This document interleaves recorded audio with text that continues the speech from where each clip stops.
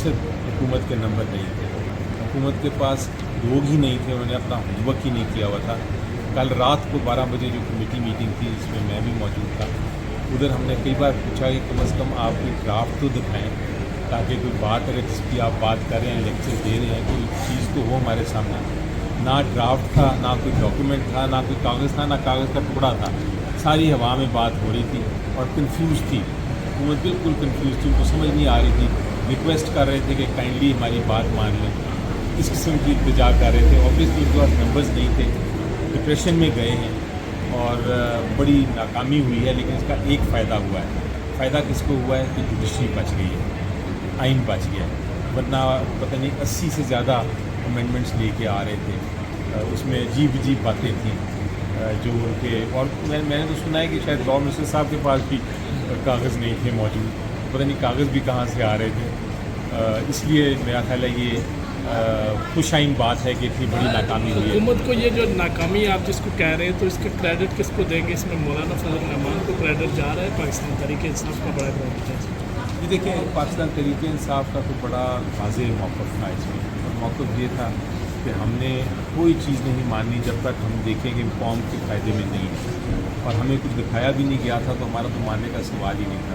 लेकिन यही इशू मौलाना फजल रहमान साहब ने भी कहा और उन्होंने एग्जाम के लिए। बैरिस्टर साहब, मुजव्वज़ा आइनी तरमीम की चंद निकात जो सामने आ रहे हैं उसमें तो जुडिशरी के हाथ बांध देते हुए नजर आ रहे हैं, कुछ चीज़ें सामने आई हैं आपके? मेरा ख्याल है ये पूरे दुनिया में फर्स्ट टाइम हिस्ट्री में कोई ऐसा होगा कि आप एक हाई कोर्ट के जज को उसकी मर्ज़ी के बगैर आप ट्रांसफ़र करें। तो सीधी सीधी बात है, अगर जज आपकी मर्ज़ी के मुताबिक डिसीजन नहीं देता तो आप उसको किसी और कोर्ट में ट्रांसफ़र करें, और अगर आप उस कोर्ट में ट्रांसफ़र करते हैं, फॉर इंस्टेंस इस्लामाबाद के जजेस को आप कोयटा ट्रांसफ़र करना चाहें और नहीं ट्रांसफ़र हो तो ऑब्वियसली रिज़ाइन देंगे।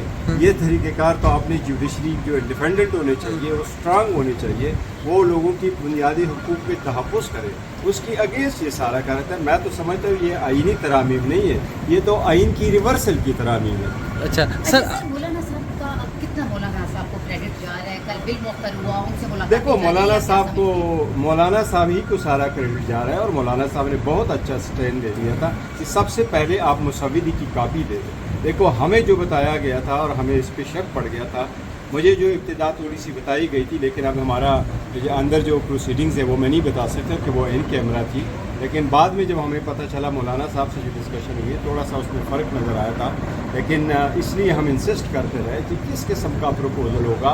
आपको अगर मैं बताऊं कि मैंने एक नया कोर्ट बनाना है, ये ऑल टुगेदर अनदर कंसेप्ट है, लेकिन मैं आपको मुसव्वदा देता हूं तो फिर आपको पता चलता है कि क्या कुछ होगा।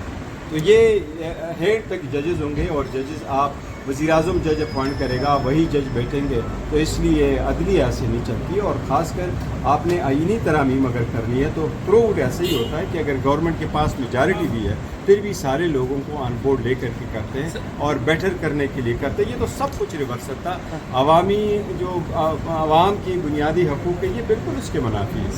सर, मौलाना से आप लोगों की मुलाकात होते रहे, मौलाना ने आपके साथ भी कोई डिमांड रखी है? नहीं, मौलाना साहब ने कोई डिमांड नहीं किया था हमारे साथ। वन पॉइंट एजेंडा था, वो ये था कि क्या स्टेंस आगे इनको लेके जाए, और हमने कहा था कि मुश्तरका स्टेंस ले ले, और हमने पहले भी एक कमिटमेंट आपस में की हुई थी, और यही थी कि नेशनल असम्बली में और सेनेट में हम दोनों जो भी कानून साजी हो उस पर हमारा मौक़िफ़ एक जैसा हो। यानी कि सर, अगर मौलाना अपना मौक़िफ़ तब्दील करते भी हैं तो आपको एतमाद मिलेंगे और अपोजिशन का मुतफ़िका लाए अमल होगा? मुतफ़िका लाए अमल की हम कोशिश कर रहे थे कि हमारा लाए अमल एक जैसा हो। हमने इकट्ठी स्ट्रगल करनी है, हमने अदलिया को हर किस्म के इस सूरत हाल से हमने बचाना है। ठीक है सर, बहुत शुक्रिया।